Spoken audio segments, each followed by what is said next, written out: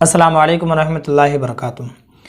इस हफ़्ते के फ्राइडे कमेंट बॉक्स वीडियो में आप सभी का तहे दिल से खैर मकदम करता हूँ।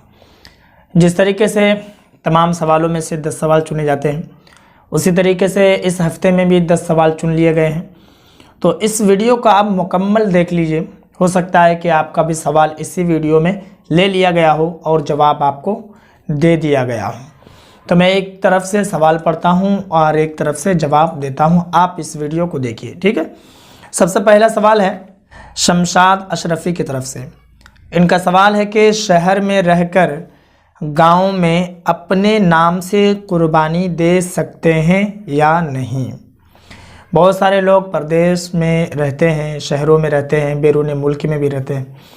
तो देखिए, अगर कोई शख्स शहर में रहता है और गांव में वो अपने नाम से कुर्बानी देना चाहता है तो बिल्कुल दे सकता है, कुर्बानी उसके नाम से हो जाएगी, ठीक है। अब है दूसरा सवाल। दूसरा सवाल है रफ़ीक शेख की तरफ से। इनका सवाल है कि हज़रत गुस्ल में हाथों को पाक करके नापाकी दूर की तो फिर हाथ को दोबारा धोना पड़ेगा। नापाकी में अगर पहले आप अपने हाथ को धो लिए, धोकर उसे पाक कर लिए, उसके बाद आप जब गुस्ल कर रहे हैं तो फिर आप उस हाथ को धोएंगे। देखिए, सबसे पहली बात आप ये जान लीजिए कि गुस्ल का तरीका क्या है।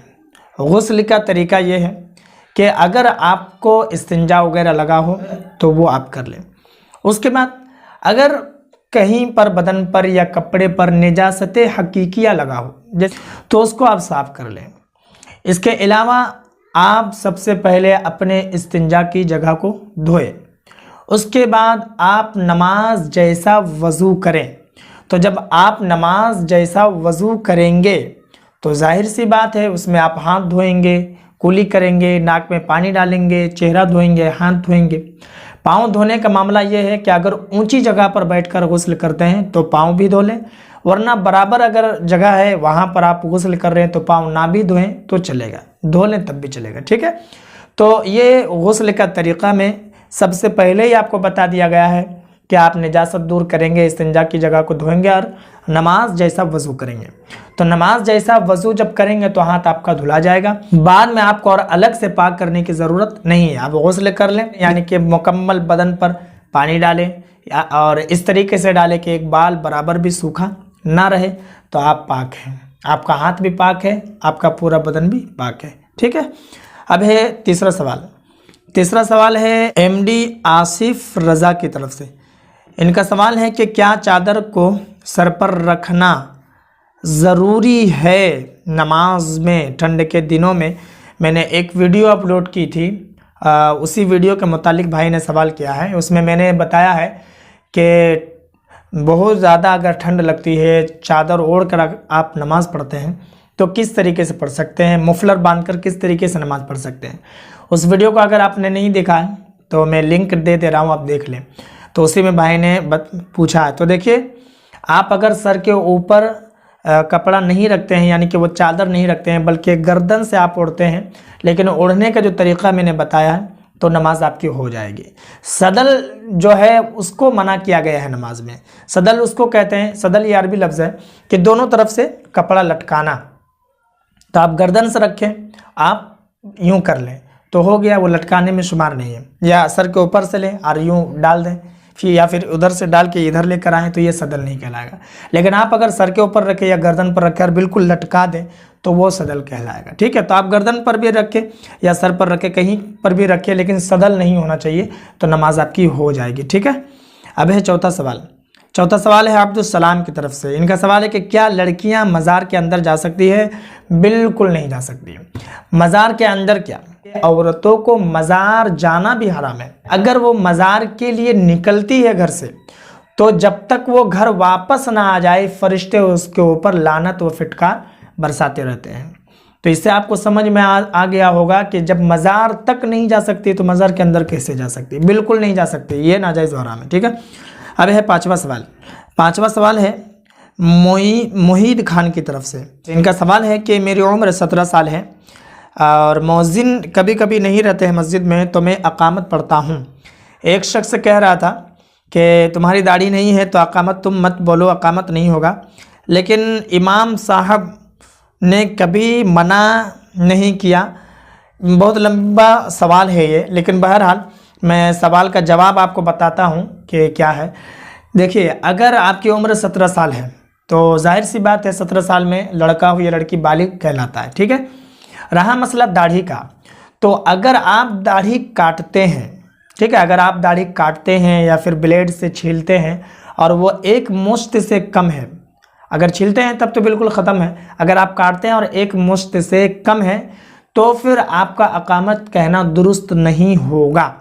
और अगर आपकी दाढ़ी ही बिल्कुल एक मुश्त से कम है, एक मुश्त मतलब 4 अंगुल, ठीक है, तो आपकी दाढ़ी अगर एक मुश्त से कम है, आप नहीं काटते हैं, तो बिल्कुल आप अकामत कह सकते हैं, इसमें कोई हर्ज नहीं है और आपका अकामत कहना भी सही है, दुरुस्त है, नमाज में भी कोई ख़राबी नहीं होगी। अगर कोई शख्स आपको कहता है तो इसका मतलब ये है कि सही से उनको जानकारी नहीं है, आप उन्हें बताएं, या फिर आपके जो इमाम साहब है अपने इमाम साहब के पास उनको पकड़ कर लाएं और इमाम साहब को आप अपनी बात बताएं, इमाम साहब उनको समझा देंगे, सही मसला क्या है वो बता देंगे, ठीक है। अब है छठा सवाल। छठा सवाल है खुशहाल आलम की तरफ से, ये सलाम करते हैं, अस्सलाम वालेकुम। वालेकुम अस्सलाम। इनका सवाल है कि लोग कहते हैं कि अगर कोई आदमी अपने भांजी को जवानी में कोई गलती से मारेगा तो बुढ़ापे में हाथ पैर कांपेंगे। देखिए, ये जो सवाल आपने किया है, ये सवाल मुझे आपसे पहले भी कई सारे लोगों ने किया है। अक्सर व बेशतर अवाम में ये राइज है कि अगर मामा अपने भांजा या भांजी को मारता है तो बाद में उसके हाथ पांव कांपेंगे, लेकिन ऐसा नहीं है। वो क्या है वो आप समझें। बिला ज़रूरत अगर आप किसी को भी तकलीफ़ देते हैं तो इसका गुनाह आपको होगा, चाहे भांजा हो चाहे कोई भी हो। और अगर आप अपने भांजा भांजी को मारते हैं बिला ज़रूरत तो बिल्कुल मारने का हुक्म नहीं है, मारने से मना किया गया है, इसका गुनाह आपको होगा। रहा मसला ये मारने का, हाथ कांपने का, तो घर में जो बच्चे रहते हैं वो अगर बदमाशी करते हैं, शरारत करते हैं, तो घर के जो बड़े हैं, वो चाहे मामा हो, चाहे वो खालू हो, चाहे कोई भी हो, वो तंबीह की नीयत से उस पर अगर हाथ उठाता है, उसे डांटता है, डपटता है, मारता है, तो इसमें कोई कराहत नहीं है, कोई बुराई नहीं है और हाथ पांव कुछ नहीं कांपेंगे। ये बिल्कुल गलत है, शरीयत में ऐसा कहीं भी नहीं लिखा है कि हाथ पांव कांपेगा, तो आप बिंदास रहिए, ठीक है। अब है सातवां सवाल। सातवां सवाल है GW अवेस, ये शायद आईडी का नाम होगा किसी चीज़ का। ये पूछते हैं कि कुंडे में क्या गोश्त नहीं खा सकते हैं? कुंडे में गोश्त क्यों नहीं खा सकते हैं? बिल्कुल खा सकते हैं। ईद और बकरीद में जब खा सकते हैं तो कुंडे में क्यों नहीं खा सकते हैं? हो सकता है कि आपका सवाल इस नियत से हो कि जैसे कुंडे में होता क्या है कि बाज़ औरतें ये कहती है कि बिल्कुल इसमें मछली नहीं पकना चाहिए, तो ये नहीं होना चाहिए, तो बिल्कुल नहा के खाना चाहिए, इस तरीके का मामला होता है। तो बिल्कुल ऐसा नहीं है, बिल्कुल गलत रिवाज है। आप गोश्त भी खा सकते हैं, गोश्त घर में पका भी सकते हैं, मछली भी पका सकते हैं, सारी चीज़ें कर सकते हैं जैसे आम दिनों में करते हैं, ठीक है। अब है आठवां सवाल। आठवां सवाल है साहिन खान की तरफ से। इनका सवाल है कि अगर शोहर को नमाज़ पढ़ना नहीं आता है तो क्या बीवी पढ़ा सकती है साथ में? देखिए, अगर शोहर को नमाज पढ़ना नहीं आता है तो आप साथ में अगर पढ़ाते हैं तो औरत अगर इमाम होती है मर्दों की तो मर्द की नमाज नहीं होगी, ठीक है, क्योंकि इमाम जो होना चाहिए वो मर्द होना चाहिए मर्द के लिए। मर्द अगर इमाम है और उसके इक्तिदा में औरत नमाज पढ़ती है तो नमाज उसकी हो जाएगी। लेकिन अगर औरत इमाम है और मर्द उसकी इक्तिदा करता है तो मर्द की नमाज नहीं होती है। लेकिन हाँ, ये एक बात है कि आप उनको सिखा सकते हैं कि मर्द कैसे नमाज़ पढ़ते हैं, पहले आप यूँ करेंगे, फिर यूँ करेंगे, फिर आप ये पढ़ेंगे, यानी मुकम्मल नमाज का तरीका। ये अगर आप उनको सिखाते हैं तो इसमें कोई हर्ज नहीं है और बहुत खुशी की बात है कि बीवी अपने शोहर को सिखा रही है, बहुत खुशी की बात है। मैं इसको पढ़ा कमेंट आपको, मैं बहुत खुश हुआ, दिल से खुश हुआ। मैं आपको दुआएं देता हूँ कि अल्लाह तबारक व तआला आपको खुशहाल ज़िंदगी अता फरमाए, दोनों मियाँ बीबी को। तो आप बिल्कुल उनको सिखा सकते हैं लेकिन साथ में पढ़ा नहीं सकते हैं, ठीक है। अब है नौवां सवाल। नौवां सवाल है शाही कॉन्ट, ये पता नहीं आईडी का नाम है ना क्या। ये पूछते हैं कि नमाज में अगर औरत हाथ सीने पर बांधती है और मर्द नाफ के पास, ऐसा क्यों?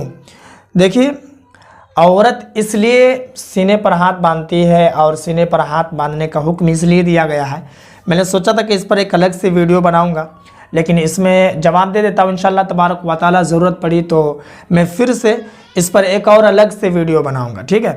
तो फिर भी मैं आपको इशारतन बताता हूँ, वो इसलिए औरतों को हुक्म दिया गया है सीने के ऊपर हाथ बांधने का कि औरत हर एतबार से औरत होती है, यानी कि छुपाने की चीज़ होती है। तो ये जो सीना है इसलिए यहाँ पर बांधा जाता है कि सीने की जो बनावट है, जिसको आम तरीके से पिस्तान कहते हैं, अगर औरतें नाफ के नीचे बांधती है या फिर कहीं और बांधती है तो ये पिस्तान उनका दिखेगा, ये सीना दिखेगा, जाहिर होगा। और हर हाल में औरतों के लिए पर्दे का हुक्म है, इसलिए औरतों के बारे में ये हुक्म है कि औरतें यहाँ पर हाथ बांधेंगी, जिसकी वजह से उनका सीना जाहिर नहीं होगा। जिस तरीके से दिखता है उस तरीके से नहीं दिखेगा, और क्योंकि दिखने के बाद मन में हो सकता है कि कुछ और ख्याल आ जाए लोगों के, इसलिए कहा गया है कि औरतें हाथ सीने पर बांधेंगी और मर्द नाफ पर बांधेंगे। अब है 10वां सवाल। 10वां सवाल है सविधन कंबल, पता नहीं क्या नाम है, नाम आप लोग थोड़ा लिख दिया करें अच्छे से तो मेहरबानी होगी। इनका सवाल है कि मामी की बहन से शादी कर सकते हैं? मामी के बहन से बिल्कुल शादी कर सकते हैं, इसमें कोई हर्ज नहीं है, क्योंकि वो भी आपके लिए गैर महरम है। मामी की बहन से बिल्कुल शादी कर सकते हैं, निकाह आपका हो जाएगा, शादी आपकी हो जाएगी। उम्मीद है कि जितने सवाल थे तमाम सवालों के जवाब आप लोगों को समझ में आ गए होंगे।